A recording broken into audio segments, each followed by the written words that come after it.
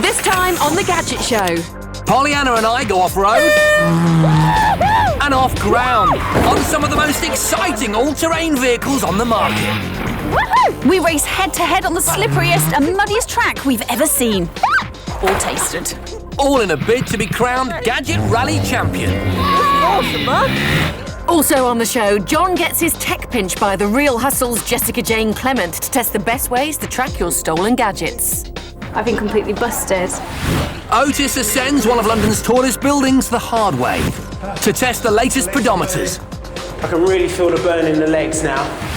And we show you some of the most exciting future tech being developed by brainy people around the world. This is actually quite weird.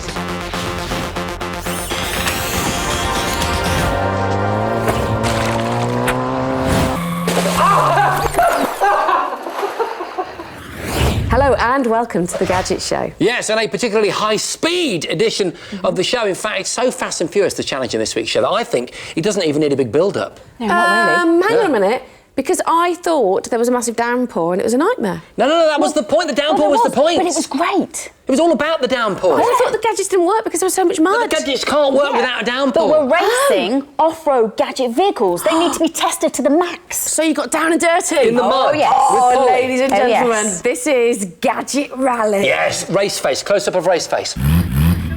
You look constipated. Hang on a minute. Easy. Look at that. That's a very small man. Yeah, On an even smaller motorbike with a slightly slapstick way of going out the door. OK, so this is our challenge, Polly. Okay. Welcome to the Gadget Show Rally Circuit. Rally, get in! On it, you must navigate different combinations of steep hills, muddy tracks, rough terrain, and even the river that runs through it. Oh my God, right. Awesome. We must complete 3 races, unpowered, powered and superpowered. Superpowered. Of course that. The person who wins the most races will become the Gadget Show Rally Champion. I love it! Fasten your seatbelts. Right, let me get my gear on. Ready to get a bit muddy? Hell yeah. And muddy it was going to be. Our first race was a route we christened the Dealey Drop. Sorry, Otis. It traversed a steep downhill. Then there was a changeover point to a second vehicle before a cross-country sprint finish, all powered by our own soon-to-be aching bodies. Fortunately, we'd been provided with Gadget safety kit, and I was starting to think we'd need it. Well, I think I'm pretty protected. Oh, we are armoured up to the max. I'm Mad Max underneath this jacket. Do you know what I can tell? Full body armour, yeah? Check you out. Spinal protection, the works, and we need it on these beasts, don't we? Absolutely. My first vehicle was the Gravity Cold Pro Scooter, and I was sure it would do the job for me. At least I'd be sitting down, as I'd gone for the Berg Explorer XT3, a rugged geared cart. We were ready, 100% committed, and the talking had stopped. 2, 1! Well, at least until I tried to move, that is. The mud was so sticky, I could hardly get over the start line. Oh my God! This is really quite scary. This is a great go-kart. It's got 3 forward gears, it's got automatic freewheeling and even has a handbrake. Oh! Ah! This scooter it's actually really good. It's made more stable on this really slippery terrain because of the 26-inch wheel on the front and the 20-inch wheel on the back. And the shocks give me about 18 centimetres of travel. Yes! That's the way to do it, baby! Yeah! I'd made it to where we had to change over vehicles, but Polly wasn't even in sight. This is designed apparently for 5 to 99-year-olds. How a 99-year-old would get through this? I think maybe I won that. Do you know what? I'm gonna get there, even if it means I have to push it. Come on, Paul! Come on! Woo! Once the momentum from the hill had gone, the mud was so thick, I just had to get off and push it again. And I could see Jason laughing at the changeover point at the bottom of the hill. You can stop laughing, Mr. Bradley! I'm knackered! With no time to rest, I had to keep going into the second stage. Have you heard, Jace? You never keep a lady waiting. Oh, no! Thanks to Polly getting stuck, I was well rested and ready for my second vehicle. The Hainbrink was designed by a former NASA engineer. It's more moon buggy than bike. It's got 14 gears and the tyres are huge. And its pedal power hardware comes from Shimano. My second vehicle was much more serious tech for these conditions, as I'd gone for the ultra-high-performance White's mountain bike with the K-Track system designed to give added traction in sand, snow, and what I so needed, mud. But within just a few yards, I knew I was in trouble again. The Hanebrink should be fit for anything, but this mud was just too much for it. This thing is absolutely insane. What are the practical uses of this? I've no idea. Wow! It's like pedalling on a block of ice. Certainly in these conditions, honestly, it's next to useless. I just can't get the right traction or enough power. Just won't go. It's just boggy. I'm so tired. I just need to hold on. I've got to catch Jace. Come on, Paul. Whoa! Oh, no! Oh. I could see the finish flag, but those big moon tyres were having none of it. Right behind Jason, I thought I was going to catch him, but then I went straight over the handlebars and was down. Oh, I'm seriously glad I'm wearing this body armour. This ridiculous, stupid bike! I need to reach the flag. I was back up quicker than Polly and just beat her to the line. Keep it going, babe. Dig deep. Great conditions. I think you needed a tank. We needed a couple of submarines. Tell me about it. It was mud, liquid mud. But looking at the tech, all of it looked incredibly capable, especially the dune bike. I mean, this looked like it was capable of going over anything, or even through walls. This is why we do these tests. This is why it's so important, isn't it, to actually get out there and get dirty and test it? Because I think in a certain environment, this might have worked. Maybe on a sand dune, for example. I don't know. But in the mud, it was useless. In fact, I would say the only one that actually seemed to do anything good was this, wasn't it? Oh, yeah. The Gravity Coles Pro is, for me, a great vehicle for exactly the environment we were in. You shot off. I really did. And you know what? He shot off in the challenge as well, Polly. Yeah. I'm afraid to say Into it's the lead right now. 1-0 to Jason. Okay, but there are still 2 more to go. Have indeed. True. Oh, yeah. Yeah. Welcome back. Now, I want to talk to you about the criminal underworld. Well, sort of. What I actually want to talk to you about is security. The average gadget user carries about £800 worth of gadgets on them at any one time. That's not only quite an astounding figure, it also makes us all a very attractive proposition for thieves and pickpockets. In the past, if your tech was stolen, the chances of recovering it were, well, pretty much nil. But advances in technology like GPS and Wi-Fi mean that there's now some clever ways of turning the tables on the bad guys. To help me wade through the quagmire of criminality, I'd enlisted Jessica Jane Clement, one of the stars of The Real Hustle, a show that uses hidden cameras to reveal how scams work, though in our testing, the scams would be staged. Jess was going to try and pocket a selection of my tech without me noticing, and I was going to use tech to try and get it back. Now, Jess, you're clearly a dab hand at the sort of sleight of hand that deprives people of their tech, but how are you when it comes to tech tracking? Well, that's not actually really my area of expertise, but funnily enough, I did find an article today, so I brought it in, about gadget theft. Absolutely. Now, these are precisely the sort of statistic I had in mind. 2 million phone thefts every year. Fortunately, though, there are things you can do about it. Jess had hustled me in record time using a very common trick. Pay attention! This technique is often used by people posing as tourists. They wave a large map in your face, waiting for directions, and while you're distracted, they pinch your phone.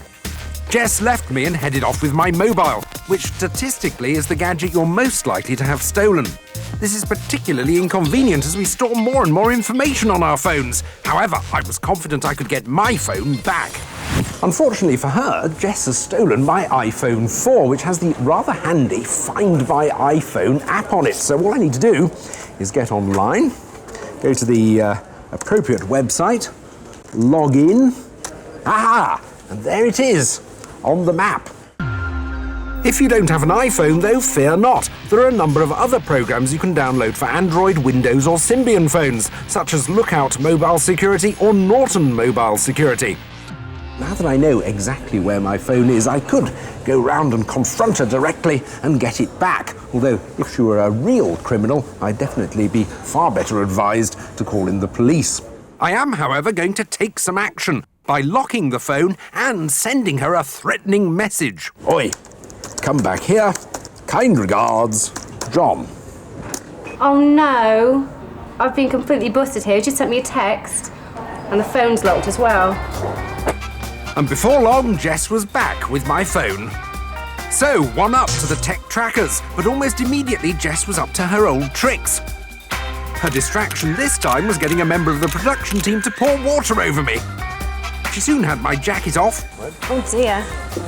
And was emptying my pockets. Deary me. There you go. Oh, fine. You're right. Yes, I think so. Yeah, that's fine.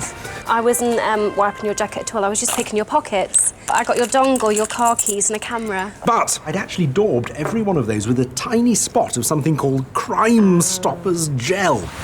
Each bottle of Crime Stoppers gel has a unique molecular structure, so it can be identified under UV light, which means if your goods turn up anywhere, it improves your chances of getting them back no end. Jess wanted to show me another way that folk can take your tech, and that's with bar bets. You think you can't lose, they know you can't win. If I win and you can't do this this bet, I want your laptop. Right. So, in the interests of gadget research, I agreed to play along with Jessica's game. Okay, just copy everything I do. Okay. Okay? Although it soon became apparent that you should never agree to a bar bet. Especially with Jessica. John, did you swallow? I'm afraid so. Well done, Jess. You've won that fair and square. However, it does give me the opportunity to test my laptop tracking skills. And so what I'd like you to do is take that away. But I will find you within 30 minutes. Bye. Whilst I was confident, Jess didn't think I had a chance. And so I was able to persuade her that if I could find her, I'd win my laptop back. Would I be up to the task, though? The reason I was so confident was I'd installed some tracking software on my laptop. There are several products like Locate My Laptop GPS, and Front Door software that can be used to track stolen laptops, but I'd chosen to use one called Prey. Using the software, I hoped I'd have a very good chance of tracking Jess down. All I needed was a way of logging on to my tracking software's website. Has anyone got anything? Ah! Meanwhile, Jess was making her escape.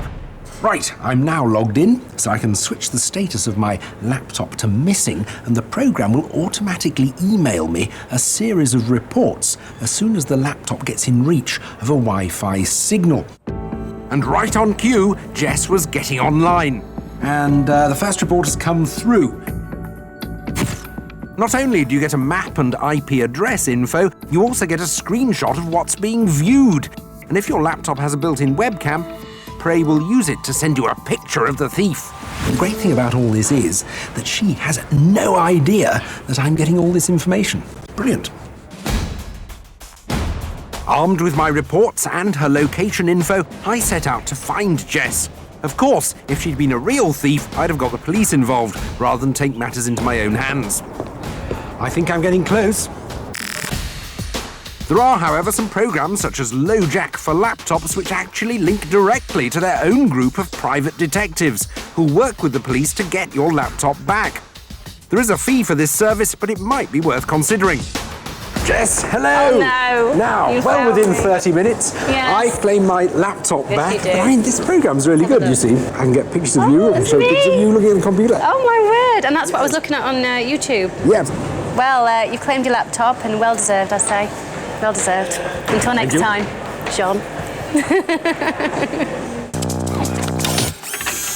If you're a fan of our adrenaline-fueled antics, head to channel5.com/Gadget Show and to Web TV, where we're smashing and crashing our way through 5 of the Gadget Show's most daredevil, feet-rattling and hair-raising personal transport moments. Right, now time for a top 5. Believe it or not, in our lifetime, we take 136,875,000 steps on average.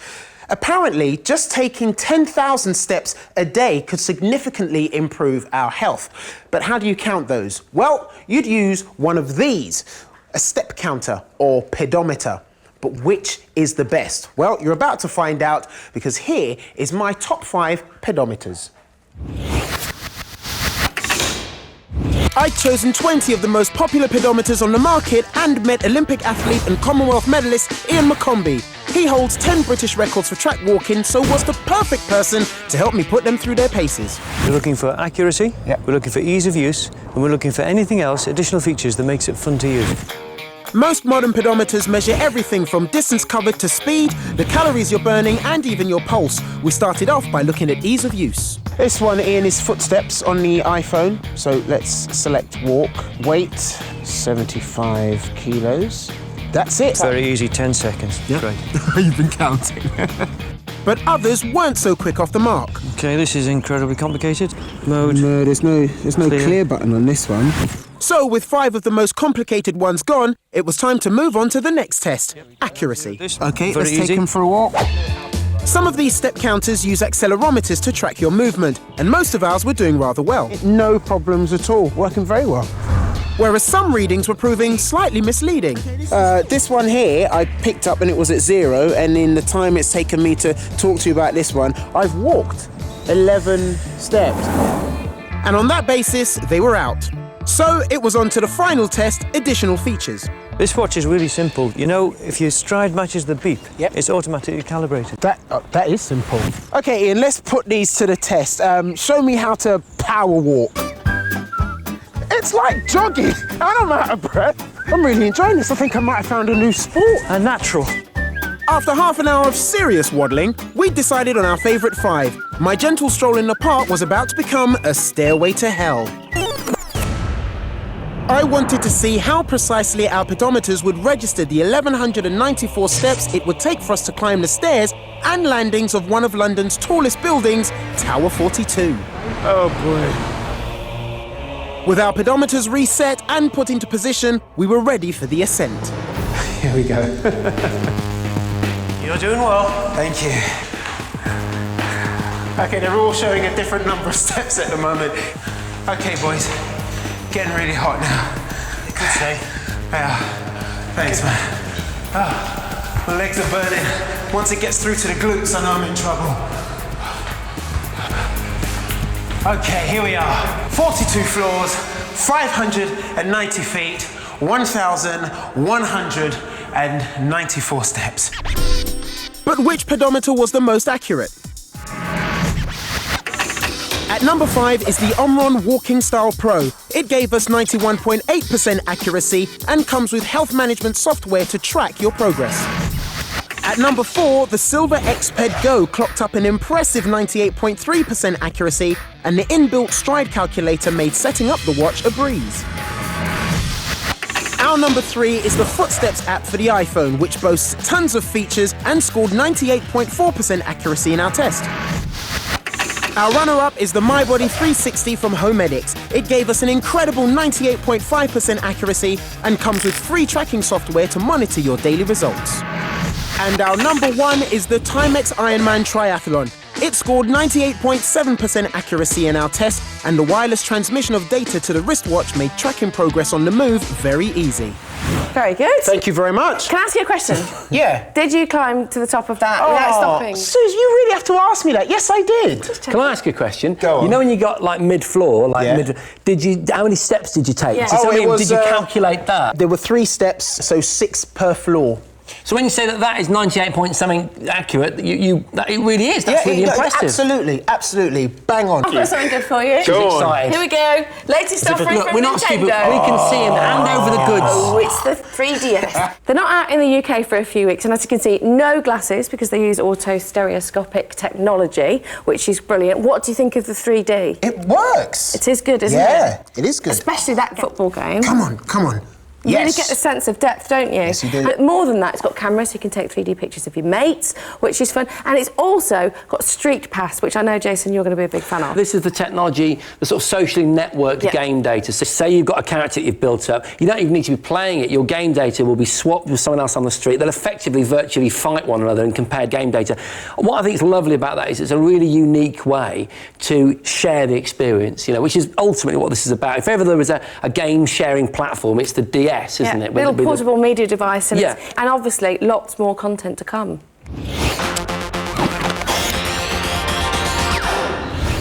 Welcome back. Now we want to talk to you about the future. Yes, that far-off distant place where we all commute around using jetpacks. We take our food in capsule form, and every bank holiday we go for a trip to the moon.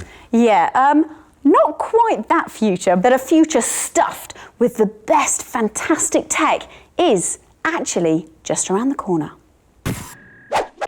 Our first stop on the Future Tech Trail was London, where I'd heard about a company called Halo IPT that have set about making huge strides in the world of wireless charging. We've gotten used to being able to charge mobile phones and other small devices on things like the power mat, and we even reported on the concept a few years ago in a Future Tech report. But this is an altogether bigger proposition. Cars. Electric cars have been around a while, but what's clever about this one is that it charges wirelessly. The system uses two doormat-sized pads, a transmitter set into the ground, and a receiver underneath the vehicle. When the pads are in close proximity, a magnetic field is created, wirelessly transferring power to the vehicle battery. A full charge from empty takes about 6 hours, and Halo IPT say there's a 90% efficiency rate. Now, the make of the car is irrelevant. What I'm interested in is this gauge here, which lets me know how much juice I've got left in, well, my tank, or my equivalent in my batteries. Tank or not, the plans for the future get even grander, and Halo IPT envisages a world with charging pads in public places so we can constantly top up. At the moment, this car can do up to 75 miles between charges, but in the future, Halo IPT hope that there will be charging pads embedded in the road so you can charge while you're driving, meaning you'll never run out of fuel. Could this be the beginning of the end of the petrol station? Very nice, Ortis, and it might even change a few lives, but it's not going to save any, is it? Whereas the tech I went to see at the University Hospital of California definitely will. Not only is it incredibly high-tech, it's also mildly terrifying. Wow! Look at these. Oh, it's breathing. I can feel its chest moving. How bizarre. And it's blinking. This is actually quite weird. This emergency room is jam-packed with state-of-the-art robotic patients called SimMen. They are here to make the training of medics as real as possible. So they're pretty realistic. As you can see, they breathe, they blink, their pupils respond to light. They actually can't be killed, so to speak, because they're not really alive. You can make mistakes and it doesn't have consequences. This was reassuring news, as after a little bit of training, I got the chance to carry out a common procedure, fitting a breathing tube. Be careful for those teeth. They're not going to end up with any by the time I'm done, I can tell you. Okay, about there. And then we'll see how you do. And what am I looking for if it works? It just goes up. Oh, okay. Go, yeah, It did. Very good, nice. Wow. Yeah, first try. I'm quite impressed with that. It's because I've got a good teacher. Yeah, well, I don't know about that. My mum will be proud. See, I could have been a doctor. After that success, I decided it was time for major surgery. Now, inside the actual mannequin, the robot, you'll be able to see some of the inner workings. There's a large spring coil that you can see there, which is great for doing CPR and having the resistance. There's also a defibrillator connector, which you can see just there. And you can also calibrate the lungs dependent on how healthy a patient would be or even their age. The robot's condition and responses are wirelessly controlled by a computer in an adjacent room, allowing a whole array of medical scenarios to be played out. Other clever stuff includes an RFID reader in his arm that tells the robot what drugs you're putting into his system, and a voice that can convey pain, or is that pleasure? There, up a bit, up a bit. Oh, that's the spot. Oh, yeah. Well, that's really interesting. Let's talk about the car, because I'm really excited about induction charging actually working on a consumer level, and it looks like it's kind of about to happen, doesn't it? It's been 120 years since Tesla first came up with the idea of wireless power transmission and patented it, and now the sort of practical difficulties are finally falling away. It's brilliant. Becoming viable. I mean, the major issue has been the fact that there's a huge power drop when you increase the distance between the charging plates by a few centimetres, but they're combating that now. So. And you can just see plates on driveways up and down the country, can't you? It feels like we're getting to that point in our... Yeah, definitely. And not just in the driveway, but when you walk into the kitchen on the worktop, you just chuck everything out of your bag and everything charges up. Brilliant. Now it's time to return to part 2 of the Gadget Show's first ever rally challenge. Yes, if you have only just joined us, then you won't have seen Jason and I take on the terrifying Dealey Drop in this week's test of the roughest and toughest off-road vehicles on the market. It was absolutely terrifying and incredibly muddy. Now, the important thing to remember is that in the first stage of this week's challenge, we only had gravity on our side, so completely unpowered vehicles. And I'm proud to say that I won that first part. I'm not trying to underline it, you know, or sort of taunt you with it, but Okay, I think Jace. it's fair to say that I did win. OK, well, you did win, Jace. But there are still 2 races to go. I am not losing heart. And our next set of off-road gadgets were at least powered. Although, we're not exactly talking Formula 1.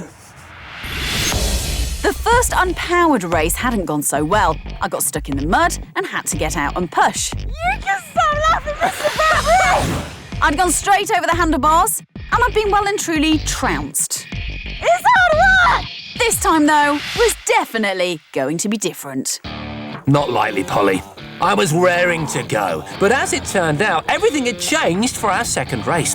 This time, it was a pursuit. We'd start at opposite ends of a flat circuit and try to catch each other up over 2 laps, then swap vehicles for another 2 laps. My hopes for the first leg were resting on this, the Stomp Juice Box. It might be small, but it was going to pack a punch. Size isn't everything, Polly, and it doesn't get much smaller than this. My Colt Mini Moto, a lean, mean fighting machine. On my start line at the far side of the course from Jason, all I had to do was to go fast enough to catch him up. Whoever caught the other first would win. 3, 2, 1, go! Yeah, I'm off! Yay! The whole mini moto craze just goes on, and this is the latest variant of it. Off-road. Just brilliant. 50cc. It gets the speed up, but it's got no traction on the corners. This has actually got an advantage. It's got amazing power. 110 woohoo! cc. There are 3 gears, and those gears actually make a difference. So I'm able to change down to give me a lot more torque, a lot more pull, and more force. I can see, Jace. So I'm gaining. I was storming round the course and loving it, and with the changeover in sight, was definitely gaining on Polly. Holding my legs up for this long. Oh, it's a killer. I reached my halfway changeover point first, but only just. As I braked the Mini Moto, I could see Polly was almost at her changeover too. As my bike came to a halt at the changeover, Jason was ahead by a daunting 6.2 seconds. God, this is incredible. Oh my lord, the torque. My second vehicle was the L Moto, an all-electric e-moped. With a range of 45 miles from its 48-volt lithium-ion battery technology, it's got a 7005 aluminium frame and weighs in at 45 kilos. I was changing onto my electric power-assisted mountain bike. All my hopes of catching Jason were resting on this. Oh, now this is a great ride. Mine was the Grace E motorbike, designed for streets or off-road, with 0 noise and 0 emissions. It weighs 28 kilos, has a 1.3 kilowatt brushless hub motor with a 30 to 50 kilometre range, depending on how much you pedal or use the battery. I'd started this leg 6 seconds ahead, but this bike was absolutely screaming around the course. I could feel me getting closer to Polly all the time. This is what you get with German design. An electric vehicle capable of an astonishing 30 miles an hour. Could you believe that? Oh my gosh, this is incredible. Reaches up to about 28 miles an hour. And if you pedal, gives you that little bit more oomph. Oh, come on. Still a little bit of hard work up hills, but that's all good. Because as soon as I get to the flats, it's got great speed. It's gonna corner this thing like a speedway. You're definitely gaining on her. Oh yes. Oh, you're gaining on you, Polly! No, Jess is behind me!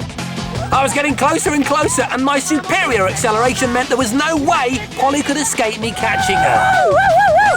Have to be I'm coming on the outside! It was going to be another victory for me. Oh yes! Here we are, the last final moments! I'm taking it! Oh, you absolute Oh, I can't believe this!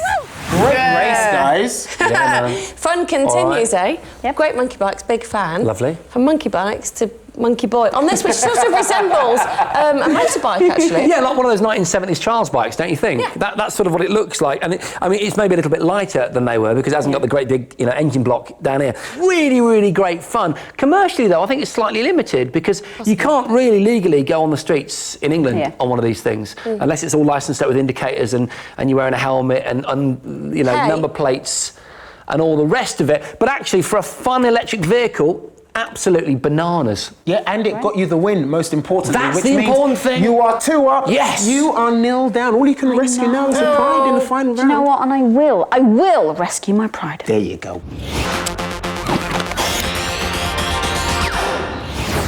Welcome back, and if you've only just joined us, we've been missing you. Oh, hey, all of you. Whoa, love you. It's Rally Day here on the Gadget Show. Polly and I versus each other in a challenge that's got to be one of the wettest, certainly the muddiest challenge we've ever had on the Gadget Show, and all in order to test off-road personal transport tech. Yes. Now, unfortunately, Polly lost the first 2 parts of the challenge. She can't actually win the challenge. Not that unfortunate.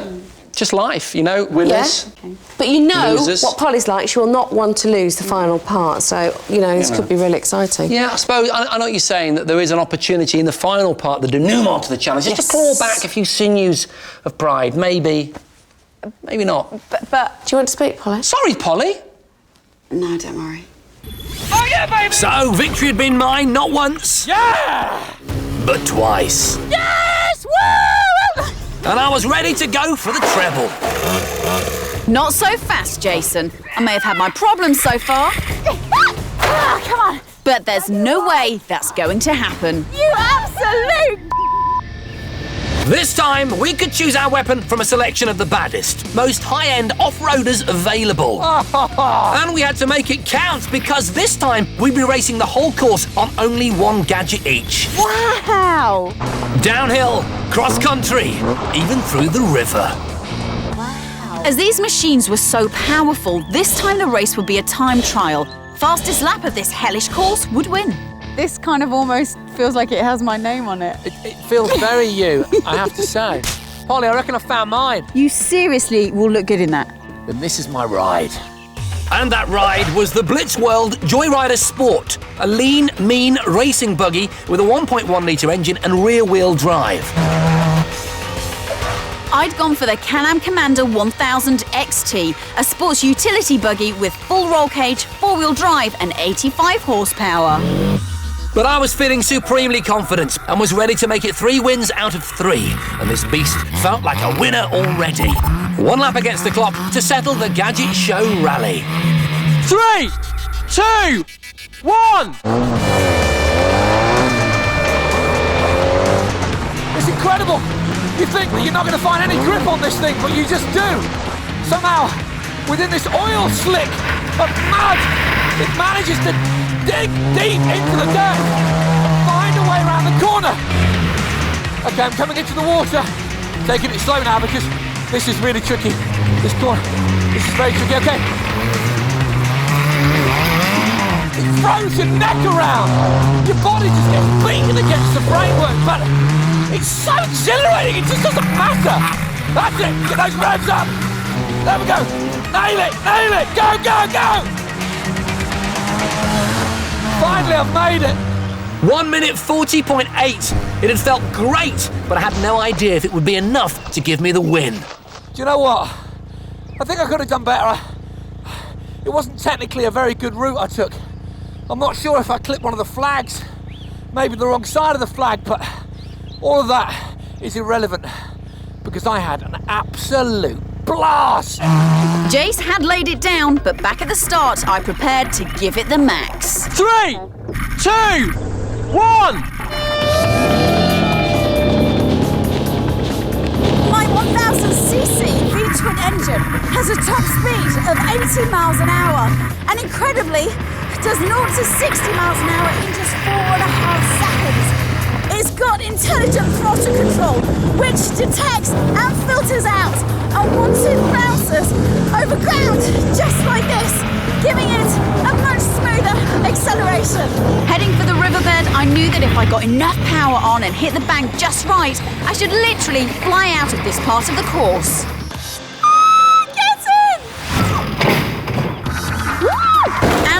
right, I did. But what I didn't know at the time was that as I landed, I'd wrecked my front left tyre. But now it was an all-out dash to the finish line. Jason was not going to get me this time. Despite almost turning over on my jump and driving on my damaged tyre, I was still giving it everything. I was determined to get the fastest lap.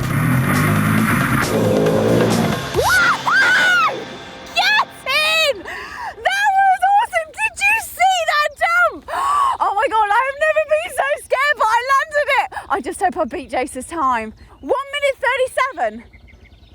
Is that better than Jace's? Yes! I won! Well, this bit anyway, but I won! Did you lose the final? I think I might have.